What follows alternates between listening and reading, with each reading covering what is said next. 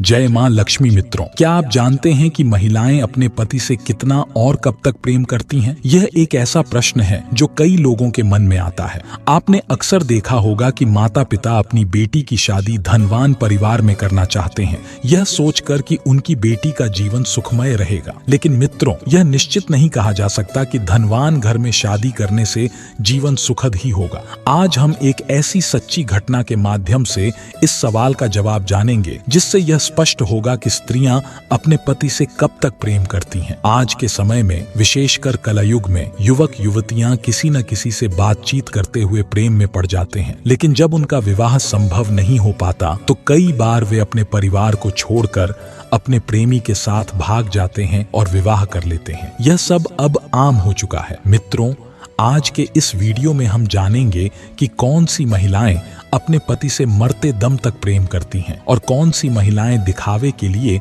पति से प्रेम करती हैं, लेकिन पराये पुरुष की ओर आकर्षित रहती हैं। इसलिए आपसे निवेदन है कि इस कथा को अंत तक अवश्य सुनें। वीडियो शुरू करने से पहले अगर आप चैनल पर नए हैं तो कृपया वीडियो को लाइक करें, चैनल को सब्सक्राइब करें और बेल नोटिफिकेशन को ऑन पर सेट करें। साथ ही कमेंट बॉक्स में जय माता लक्ष्मी जरूर लिखें। मित्रों, यह कथा देवी सत्यभामा और भगवान श्री कृष्ण के बीच संवाद पर आधारित है। एक दिन देवी सत्यभामा भगवान श्री कृष्ण के पास आईं और एक जिज्ञासा प्रकट की। उन्होंने कहा, हे प्रभु, मेरे मन में एक विचित्र प्रश्न है। भगवान श्री कृष्ण मुस्कुराते हुए बोले, हे देवी, निसंकोच होकर अपना प्रश्न पूछो। सत्यभामा ने पूछा, हे प्रभु, समस्त महिलाएं अपने पति से कब तक प्रेम करती हैं और कितनी आयु तक यह प्रेम स्थायी रहता है? भगवान श्री कृष्ण ने उत्तर देते हुए कहा, हे देवी, यह एक अद्भुत और महत्वपूर्ण प्रश्न है जिसका उत्तर सभी पुरुषों को जानना चाहिए। मैं इसका उत्तर एक कथा के माध्यम से दूंगा। सत्यभामा ने वचन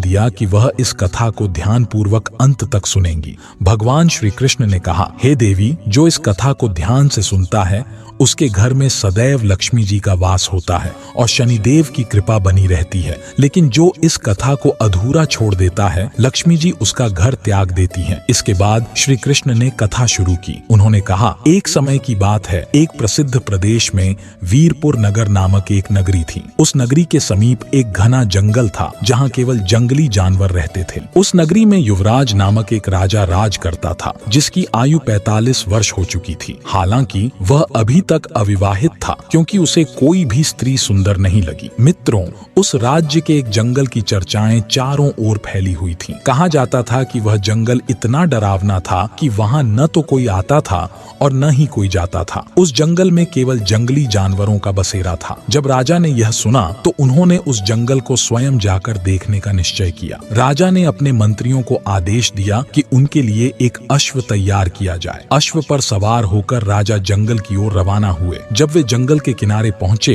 तो उनकी नजर एक कुटिया पर पड़ी। राजा ने सोचा, मैंने तो सुना था कि इस जंगल में कोई नहीं आता जाता, फिर यह कुटिया यहाँ कैसे? राजा उत्सुकता से कुटिया की ओर देखने लगे। कुटिया के पास उन्हें एक अत्यंत सुंदर स्त्री दिखाई दी। उसकी सुंदरता ऐसी थी मानो वह स्वर्ग से उतरी कोई अप्सरा हो। राजा उस स्त्री को दूर से ही देखते ही रह गए और उसके सौंदर्य पर मोहित हो गए। वह स्त्री इतनी आकर्षक थी कि राजा का दिल तुरंत उसके प्रति खिंच गया। राजा धीरे धीरे उस स्त्री के पास गए और स्त्री का आकर्षक शरीर देखकर महसूस किया कि वह एक वेश्या है। लेकिन उसकी सुंदरता ने राजा को इतना प्रभावित किया कि न चाहने पर भी राजा उसकी ओर देखते ही रह गए। राजा ने उस स्त्री से कहा, हे देवी, मैं आपके सौंदर्य पर मोहित हो चुका हूँ, कृपया मुझसे विवाह कर लीजिए। यह सुनकर वह वेश्या मुस्कुराई और बोली, हे महाराज, मैं एक वेश्या हूँ, मेरा किसी से प्रेम करना संभव नहीं है। वैश्या का धर्म केवल धन से प्रेम करना होता है। वह आगे कहने लगी, हे राजन, हमारे जीवन में हर दिन नए लोग आते हैं। वे मेरे ऊपर अपनी इच्छाओं को थोपते हैं और मुझे स्वर्ण मुद्राएं देकर चले जाते हैं। मैं वैश्या हूँ और मुझे यह सब करना पड़ता है। लेकिन यह भी सच है कि मैं आज तक अविवाहित हूँ और अपना जीवन एक विवाहित स्त्री की तरह जी रही हूँ। राजा ने कहा, हे देवी, मुझे यह सब पहले से पता है, फिर भी मैं आपकी सुंदरता से इतना मोहित हो चुका हूँ कि मैं किसी भी स्थिति में आपसे विवाह करना चाहता हूँ। तब वैश्या ने गंभीर स्वर में कहा, हे महाराज, आप जैसे धर्मपरायण और शक्तिशाली राजा के लिए यह उचित नहीं होगा कि आप मुझ जैसी तुच्छ वैश्या से विवाह करें। इससे आपका समाज में अपमान होगा। आपको अनेक सुंदर और गुणवान राजकुमारियां मिलेंगी जिनसे विवाह कर आप एक सुखी जीवन व्यतीत कर सकते हैं। उसने आगे कहा, हे राजन, यदि आप चाहें तो एक बार मेरे साथ समय बिताकर अपने राज्य लौट जाइए, लेकिन कृपया विवाह का विचार त्याग दीजिए। राजा ने उत्तर दिया, हे देवी, मैं आपकी बात समझता हूँ, फिर भी मैं आपकी सुंदरता और आपके प्रति अपनी भावनाओं को नजरअंदाज नहीं कर सकता। मैं केवल आपसे विवाह करना चाहता हूँ और किसी अन्य से नहीं। मित्रों, तब वह राजा उस वैश्या की खूबसूरती और मोहक व्यक्तित्व से पूरी तरह मोहित हो गया था। उसका प्रेम अब उसकी समझ पर हावी हो चुका था और वह उसके प्रति इस कदर आकर्षित था कि खुद पर काबू नहीं रख पा रहा था। अंततः राजा के बार बार निवेदन करने पर वैश्या ने कहा, हे राजन, यदि आप मुझसे विवाह करना चाहते हैं तो पहले मेरी कुछ शर्तों को स्वीकार करना होगा। यदि आप मेरी शर्तें मान लेते हैं तभी मैं आपकी रानी बनने को तैयार हूँ। राजा ने तुरंत कहा, हे देवी, आप जो भी कहेंगी मैं मानूंगा, कृपया अपनी शर्तें बताइए। तब वैश्या ने कहा, हे महाराज, मेरी पहली शर्त यह है कि मेरे वृद्ध माता पिता मेरे साथ आपके महल में रहेंगे। आपको उनकी पूरी देखभाल करनी होगी। यदि उन्हें किसी भी प्रकार की असुविधा हुई तो मैं आपके महल को तुरंत छोड़ दूंगी। दूसरी शर्त यह है कि महल में रहकर मैं जो भी करूं आप मुझे रोकेंगे नहीं। जिस दिन आपने मुझ पर कोई पाबंदी लगाई मैं उसी दिन महल छोड़कर चली जाऊंगी। राजा, जो पहले ही उसके प्रेम में अंधा हो चुका था, तुरंत सहमत हो गया। उसने कहा, हे देवी, आपकी दोनों शर्तें मुझे स्वीकार हैं। मैं वचन देता हूँ कि मैं आपकी हर बात का पालन करूंगा। अब आप मुझसे विवाह कर मेरे साथ महल चलिए। आपके बिना मैं एक पल भी नहीं रह सकता। इस प्रकार राजा और वैश्या का विवाह संपन्न हुआ। वैश्या अपने माता पिता को लेकर महल में आ गई। राजा ने उन्हें एक सुंदर कक्ष में ठहराया और उनके आराम के लिए विशेष प्रबंध करवाए। मित्रों, जब यह खबर प्रजा तक पहुंची कि राजा ने एक वैश्या से विवाह कर लिया है तो प्रजा बहुत नाराज हो गई। वे कहते थे, हमारे राजा के लिए तो सैकड़ों राजकुमारियां लाइन में खड़ी हैं, फिर भी उन्होंने एक वैश्या से विवाह कर लिया। परंतु राजा ने प्रजा की नाराजगी की परवाह नहीं की। समय बीतने के साथ राजा अपनी पत्नी के प्रेम में इतना डूब गया कि वह राजकाज के काम तक भूलने लगा। उसने दरबार लगाना छोड़ दिया और सारा समय अपनी पत्नी के साथ बिताने लगा। इस बात से मंत्रीगण और प्रजा बेहद परेशान हो चुके थे। आखिरकार मंत्रियों ने मिलकर एक योजना बनाई। उन्होंने कुछ शातिर चोरों को बुलाकर कहा, तुम्हें उस वैश्या के माता पिता की हत्या करनी होगी। इसके बदले तुम्हें 5 लाख स्वर्ण मुद्राएं दी जाएंगी। चोरों ने स्वर्ण मुद्राओं का लालच देखकर यह काम स्वीकार कर लिया। रात के तीसरे पहर जब महल में सन्नाटा था, चोरों ने चुपके से महल में प्रवेश किया और वैश्या के माता पिता के कक्ष में पहुंच गए। जैसे ही वे उन्हें मारने की कोशिश करने लगे, माता पिता जोर जोर से चिल्लाने लगे। इससे घबराकर चोरों ने जल्दबाजी में उन्हें मार डाला और वहां से भाग निकले। वैश्य ने जब अपने माता पिता की चीखें सुनी तो उसने राजा से कहा, हे राजन, लगता है माता पिता को कोई परेशानी है। वे दोनों दौड़कर कक्ष में पहुंचे और देखा कि माता पिता की हत्या हो चुकी थी। राजा ने कुछ चोरों को भागते हुए देखा और उनका पीछा किया, लेकिन चोर जंगल की ओर भाग निकले। काफी देर चोरों को ढूंढने पर भी नहीं मिले। उसके बाद राजा खाली हाथ महल में लौट आया। वैश्या ने रोते हुए राजा से कहा, हे महाराज, अब क्या होगा? आपने मेरा वचन तोड़ दिया। आपकी लापरवाही की वजह से मेरी शर्तों का पालन नहीं हो सका। राजा ने दुखी होकर कहा, हे देवी, मैं अपना वचन निभाने में असफल रहा। अब आपकी इच्छा है वही करें। मैं आपको रोकने का अधिकार खो चुका हूँ। मित्रों, इस प्रकार राजा ने प्रेम में सब कुछ खो दिया और उसके जीवन की सबसे बड़ी गलती उजागर हो गई। मित्रों, जब राजा ने वैश्या से अपने प्रेम का इजहार करते हुए उसे वापस राजमहल चलने के लिए कहा तो वह वैश्या बोली, हे महाराज, मैं आपकी शर्तों के अनुसार आपके महल को छोड़ चुकी हूँ और अब वापस लौटना मेरे लिए संभव नहीं है। यह कहकर वह वैश्या अपने कुटिया की ओर चल पड़ी। राजा उसे जाते हुए देखता रहा। उसकी आंखें नम थीं और मन भारी। वह सोचने लगा, जिसे मैं अपने जीवन की सबसे अनमोल चीज मानता हूँ, वह मुझसे दूर चली गई। अब मैं उसके बिना कैसे जी पाऊंगा? मित्रों, राजा उस वैश्या के वियोग में इतना डूब गया कि उसने खाना पीना छोड़ दिया। रातें उसकी बेचैनी में गुजरने लगीं। वह कभी बिस्तर पर करवटें बदलता तो कभी उठकर बैठ जाता। उसे बस वही अपनी पत्नी के साथ प्यार भरे बिताए पल बार बार याद आते, जो अब उसकी पहुंच से दूर थी। कुछ दिनों बाद राजा ने अपने आप को संभालने का प्रयास किया और निर्णय लिया कि वह एक बार फिर पत्नी से मिलने जाएगा।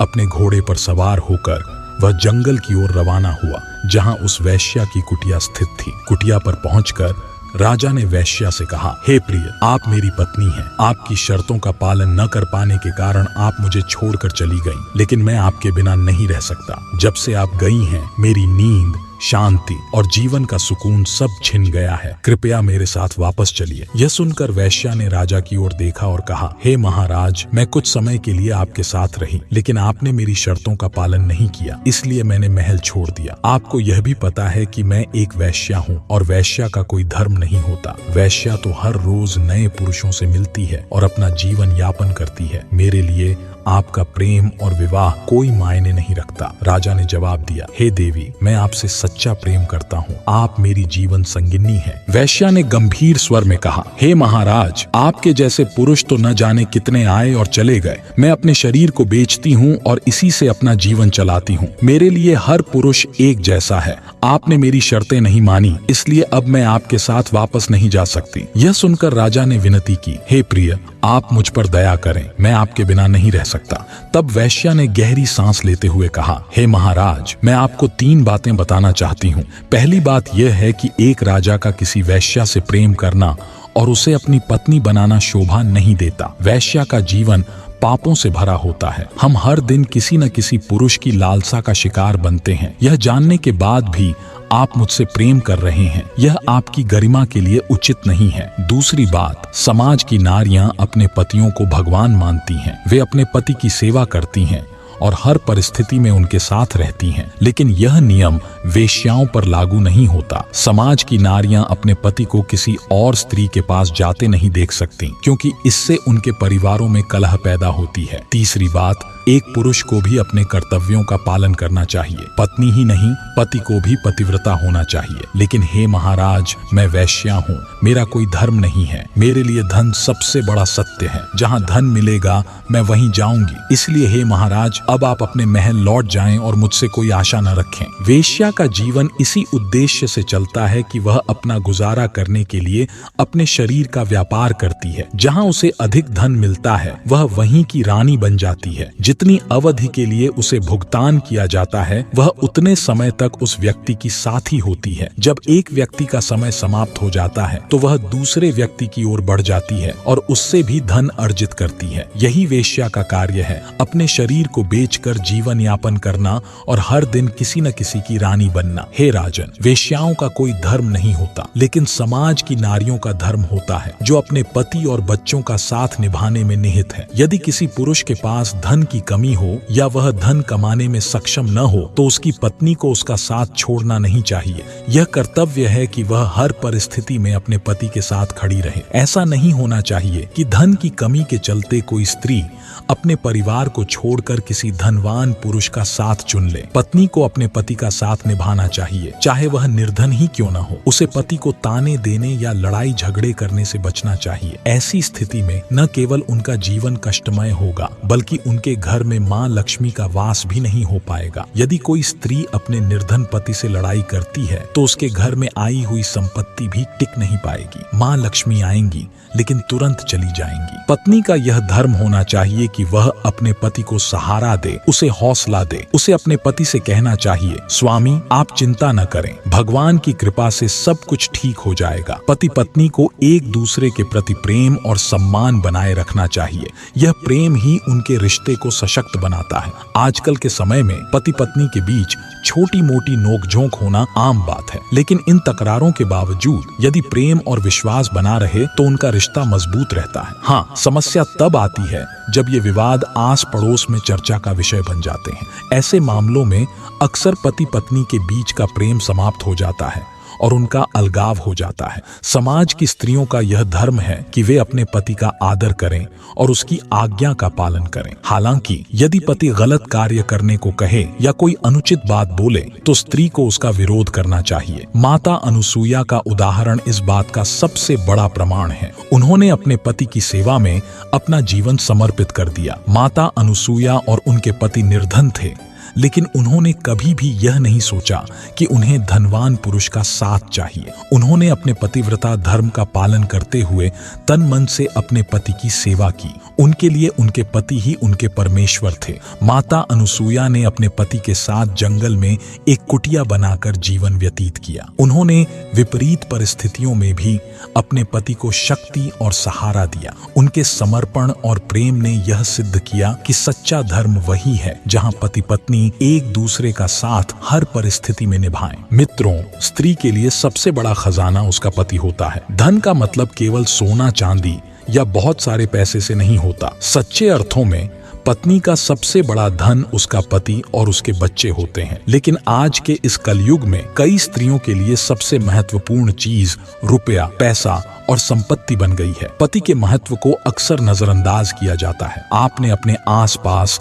गांवों में, पड़ोस में या शायद अपने ही घर में यह देखा होगा कि धन को लेकर कितनी लड़ाइयां होती हैं। इसी कारण हे राजन, पत्नी को हमेशा धर्म का पालन करना चाहिए। फिर वह वेश्या कहती है, हे राजन, आप वेश्याओं के मोहजाल में मत पड़िए। जो प्रेम आपको मुझसे लग रहा है वह सिर्फ एक भ्रम है। आप इस प्रेम में अंधे हो गए हैं और सही गलत का विचार नहीं कर रहे। हे राजन, एक राजा को अपने बारे में कम और अपनी प्रजा के बारे में अधिक सोचना चाहिए। आप अपनी प्रजा के कल्याण पर ध्यान नहीं दे रहे और अपने स्वार्थ में डूबे हुए हैं। हे राजन, हर दिन मेरी मुलाकात न जाने कितने पुरुषों से होती है। मैं चाहती हूँ कि आप अपनी प्रजा के प्रति अपने कर्तव्यों को समझें और राज्य में वापस लौट जाएं। किसी योग्य राजकुमारी से विवाह करें ताकि आपकी प्रजा को एक आदर्श महारानी मिल सके। इससे आपका राज्य सुखी रहेगा। राजा उस वैश्या की बातों को सुनकर अपनी गलती को समझ जाता है। वह उस वैश्या से क्षमा मांगते हुए कहता है, हे देवी, आपने मेरी आंखें खोल दी। मैं अपने कर्तव्यों से भटक गया था, लेकिन आपने मुझे सही मार्ग दिखाया। मैं आपका आभारी हूँ। इसके बाद राजा अपने महल लौट जाता है और एक सुंदर व गुणवान राजकुमारी से विवाह करता है। वह अपने राज्य को समर्पित होकर सुखपूर्वक जीवन बिताने लगता है। मित्रों, इस कहानी से हमें यह सीख मिलती है कि पत्नी को अपने पति से सच्चा प्रेम करना चाहिए, चाहे हालात जैसे भी हों। इसी तरह पति को भी अपनी पत्नी से हमेशा प्रेम और सम्मान बनाए रखना चाहिए। उम्र बढ़ने के साथ भी यह प्रेम कभी कम नहीं होना चाहिए। तो मित्रों, यह कथा आपको कैसी लगी हमें कमेंट बॉक्स में जरूर बताएं। अगर आपने इस वीडियो को यहाँ तक देखा है तो आपका दिल से धन्यवाद। मिलते हैं अगली पौराणिक कथा के साथ। तब तक के लिए अलविदा।